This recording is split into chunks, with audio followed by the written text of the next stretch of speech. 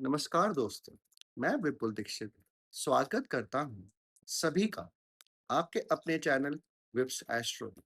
कैसे हैं आप सभी? आज हम यहाँ पर एक बहुत इम्पोर्टेंट टॉपिक के बारे में बात करेंगे। सूर्य वैभव हांसा। कहा जाता है कि सूर्यदेव जब भी नीच राशि में प्रवेश करते हैं तो आपके वैभव को खत्म करता है, आपके वैभव को नुकसान पहुंचाते हैं। इंसान के लिए, मैं ये भी कहता हूँ हर एक व्यक्ति के लिए सोना एक वैभव का काम करता है। सोना हम सभी को चाहिए और हम सभी सोना खरीदना चाहते हैं। हम सभी अपने परिवार के लिए गोल्ड लेते हैं और समय-समय पर गोल्ड को सेव करते हैं। त्योहारों का सीजन चल रहा है। दिवाली का सीजन हमेशा सोने की खरीदारी के लिए माना जाता है और ऐसे में सोने के दाम आसमान छू रहे हैं। शहर-शहर में आप देखिए सोना बहुत महँगा हो रहा है। सोने के लिए आसमां छूते हुए दाम क्या वापस धरती पर आते हुए नज़र आएँगे? क्या आम आदमी की पकड़ में सोना वापस आ पाएगा या आम आदमी की पहुंच से सोना इसी तरह से दूर हो जाए? क्या कहती है ज्योतिषी गणनाएं? किस तरह से ग्रहों का प्रभाव बाजार के ऊपर पड़ता है? सारी जानकारी मैं विपुल दीक्षित आपको इस वीडियो में देने वाला हूं। अंत तक देखिएगा ताकि कोई भी चीज आपसे मिस ना हो जाए। चलिए अब बात करते हैं। बहुत सारे लोगों को ये डाउट होता है कि क्या बाजार वाकई में ग्रहों के माध्यम से चलता है? क्या ग्रह वाकई में बाजार को कंट्रोल करते हैं? देखिए, बिल्कुल वैदिक शास्त्रों में इसके प्रॉपर नियम दिए गए हैं और बाजार को चलाने में ग्रहों का बहुत बड़ा इन्वॉल्वमेंट होता है। मैं यह नहीं कहूँगा कि सिर्फ ग्रहों की वजह से ही बाजार चलता है, इस बात का ध्यान रखिएगा। बट ग्रहों का इन्वॉल्वमेंट, ग्रहों के मूवमेंट, ग्रहों का आगे और पीछे खिसकना, ग्रहों की पोजीशन बाजार पर बाजार पर 80 टू 90% इम्पैक्ट डालती है। इस बात का विशेष ध्यान रखिए। इस वजह से ग्रहों को इग्नोर नहीं किया जाता।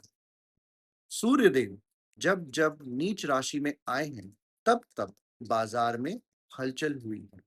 बाजार में उठापटक की स्थिति देखने को मिली है और अभी 17 अक्टूबर को सूर्यदेव ने राशि परिवर्तन किया था दोपहर में और 17 अक्टूबर से लेकर वह 30 दिनों के लिए सूर्यदेव तुला राशि में, नीच की राशि में ट्रांजिट करेंगे। ऐसे में आने वाले समय में क्या सोना और ज्यादा महंगा हो सकता है या ज्यादा दाम बढ़ा हुआ नजर आएगा या कम करता हुआ नजर आएगा?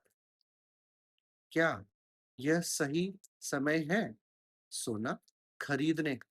क्या हम वाकई में गोल्ड खरीद के रखना चाहिए? एक एक करके आपके सभी सवालों का जवाब मैं आज देने की कोशिश करता हूँ। सबसे पहले चीज, आने वाले 30 दिनों के लिए जब तक सूर्यदेव तुला राशि में रहेंगे, 3 सेक्टर्स काफी ज्यादा पावरफुल रहेंगे। पहला, एनर्जी और specially solar energy sector. Solar energy पर आप आराम से अपनी नजर गड़ा के रखें क्योंकि यह सेक्टर आपको फायदा देता हुआ नजर आएगा। दूसरा सेक्टर ऑयल सेक्टर और स्पेशली क्रूड ऑयल में कहीं न कहीं बेनिफिट देखने को मिलता है। इस तरह के योग यहाँ पर बन रहे हैं।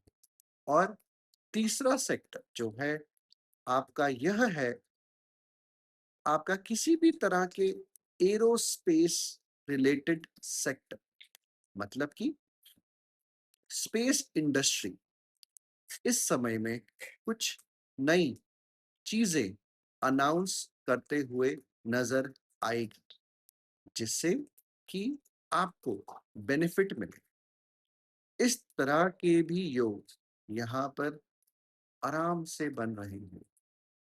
तो ये 3 सेक्टर जो आने वाले 30 दिनों के लिए बहुत ही ज़्यादा महत्वपूर्ण सेक्टर यहाँ पर दिखाई देते हैं।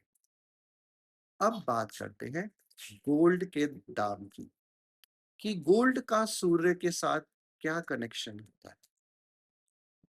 देखिए, वैदिक ज्योतिष में सूर्य को सोने का कारक माना जाता है। सूर्य के साथ साथ देवगुरु बृहस्पति भी सोने के कारक में काउंट होते हैं। देवगुरु बृहस्पति जो हैं वो अपने अंतिम पड़ाव में मिथुन राशि में ट्रांजिट कर रहे हैं और बहुत जल्दी सूर्यदेव के तरह ही देवगुरु बृहस्पति भी राशि परिवर्तन करेंगे और कर्क राशि में प्रवेश करेंगे। जब इनिशियल फेज में देवगुरु बृहस्पति रहेंगे कर्क राशि में, तो इनका जो डिग्री वैल्यू रहेगा वो बहुत ही ज्यादा कम रहेगा। मतलब कि 0 डिग्री से शुरुआत होगी और ऐसे में सूर्य देव भी अभी मीन राशि में बहुत कम डिग्री के साथ आगे बढ़ रहे हैं। ये बिल्कुल बिल्कुल कहना उचित है कि इस समय में सोना कहीं ना कहीं स्टेबल होता हुआ नजर आएगा। यह और ज्यादा ना बढ़े करके यहीं पर स्टेबल हो जाए और थोड़ा सा नीचे चला जाए, तो इस तरह के योग यहाँ पर जरूर बनते हैं। किसी बड़े करेक्शन की उम्मीद यहाँ पर अभी नहीं करी जा सकती। जिस तरह के कैलकुलेशंस मैं कर रहा हूँ, मैं किसी बड़े करेक्शन को यहाँ पर नहीं देख पा रहा। इसलिए आप अगर देखें तो यह हिस्ट्री है। आप चाहे तो चेक कर सकते हैं। सूर्यदेव जब भी नीच राशि में आए हैं, सोना करेक्शन में आया है। सोना जो है वो बड़े करेक्शन जैसे कि 20, 40, 50% तक के करेक्शन में सोने को देखा गया। बट जिस तरह की इक्वेशन मैं देख पा रहा हूं और इस बार देख रहा हूं, यहाँ पर एक तरफ सूर्यदेव सोने को कम करने की कोशिश करेंगे, तो दूसरी तरफ देवगुरु बृहस्पति सोने को स्टेबल बनाने की प्रयास करेंगे।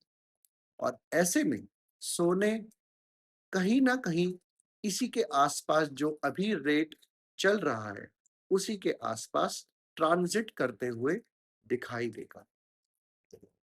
इसी के आसपास अपने मूवमेंट को दिखाता हुआ नजर आए, तो यहाँ पर इस तरह की चीजें आसान तौर पे दिखाई देती। अगर ये नीचे भी जाता है 5,000, 7,000 या 10,000, तो यह वापस से रिकवरी भी करेगा। इस तरह के भी योग यहाँ पर बन रहे हैं। आप सभी से एक चीज कहूँ, जरूर कहूंगा कि आप सभी को लॉन्ग टर्म सोचने की यहाँ पर जरूरत है। खासकर जब आप गोल्ड में इन्वेस्ट कर रहे हैं, तो मैं आप सभी को कहूंगा, जिस तरह की कैलकुलेशंस मैंने करी हैं, 2027 तक सोने को आप बड़े आराम से परचेज करके रख सकते हैं। क्योंकि 2027 तक की कैलकुलेशंस में सोने में बहुत बड़ा या बहुत बड़ी गिरावट देखने को नहीं मिल रही।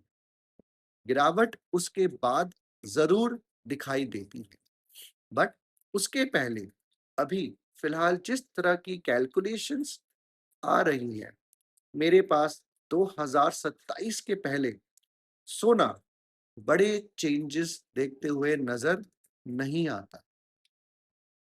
बट यस, सोना बहुत ज़्यादा राइज़ कर जाए, इस तरह के भी योग यहाँ पर नहीं दिखाई देते।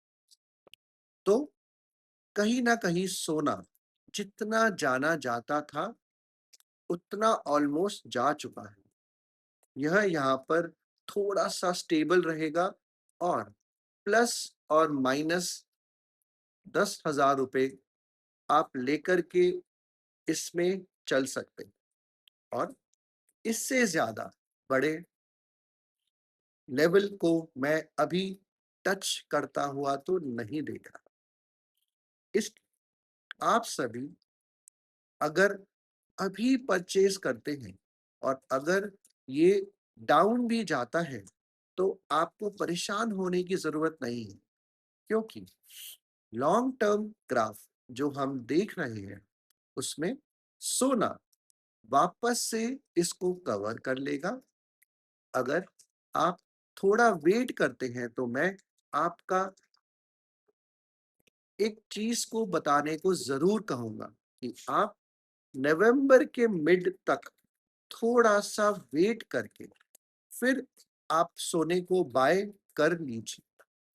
वो एक बहुत-बहुत अच्छा समय रहेगा सोना बाय करने के लिए और यह इस बीच में जब भी कोई डाउन ट्रेंड आता है और आपको सही मौका मिलता है, आप सोने को लेकर के इन्वेस्टमेंट कर सकते हैं।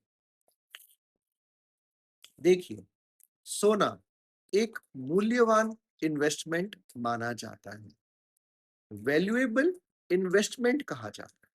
सोना एक बार लेने के बाद बेचा नहीं जाता। एक बार लेने के बाद सोने को सिर्फ और सिर्फ सेव किया जाता है। इसलिए सोना हमेशा एक महत्वपूर्ण चीज है। सोना हमेशा मुसीबत में काम आने वाली बहुत बड़ी पूंजी माना जाता है और इसीलिए हर व्यक्ति चाहता है कि उसके पास थोड़ा ही सही बट सोना जरूर हो।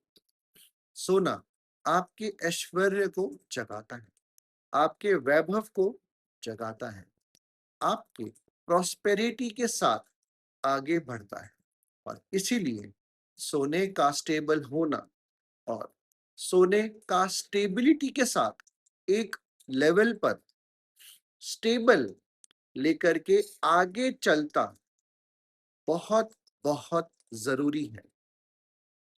पिछले कुछ दिनों में सोने ने जो अचानक से तेजी देखी है या जो तेजी दिखाई है, उस अचानक तेजी के पीछे एक प्रभाव ये भी था कि कहीं ना कहीं सोना जो है वो अगर जाकर के स्टेबल होगा, फिर थोड़ा सा डाउन अब आएगा तो बड़ा नुकसान लेकर के आएगा।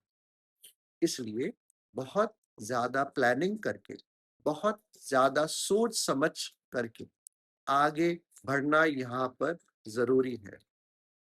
यहाँ पर सोना कितना भी नीचे आ जाए, एक चीज जो मैंने कैलकुलेशन करी है वो बड़ी क्लियर है कि 27 तक रिकवरी बहुत अच्छी है।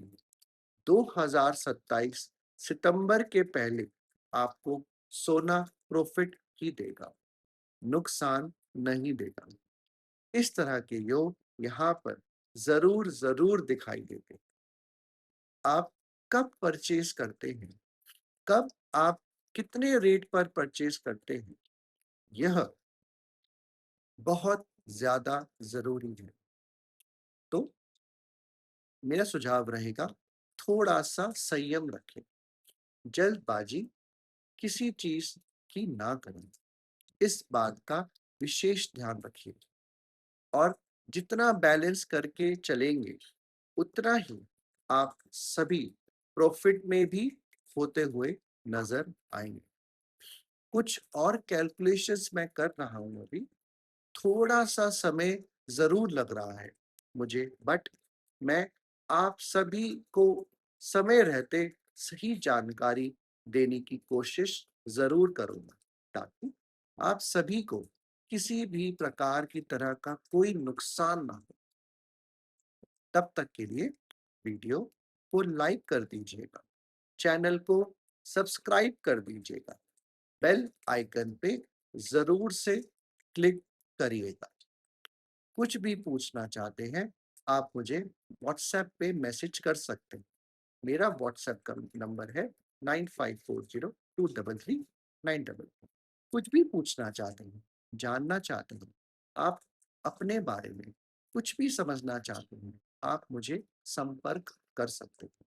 मैं पूरी कोशिश करूँगा, आप सभी को हर संभव मदद यहाँ पर कर सकूँ। धन्यवाद।